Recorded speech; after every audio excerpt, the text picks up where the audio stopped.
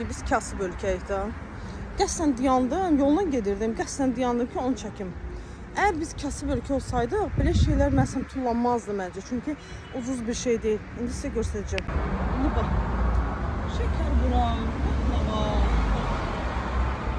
Biz kasıb ölkəyik. Kasıb ölkədə belə şeylər tullanmır. Ha? Zibilin yanında.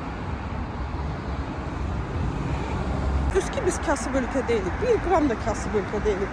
Çünki kasıb ölkədə belə şeylər tullanmır. Yəni ki, nə qədər gör kasıb oluruq ki, biz onun belə damcısına da yirik. Qozun ləpəsi kilosu 10 manat, 16 manatdır. Az pul deyil.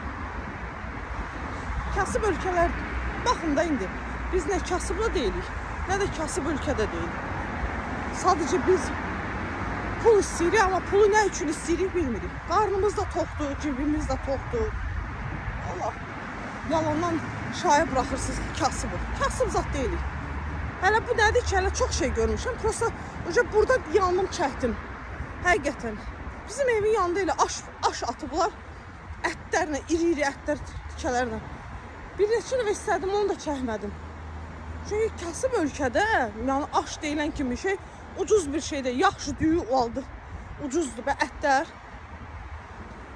Nəsə, sağ olun mənə əzizlərim.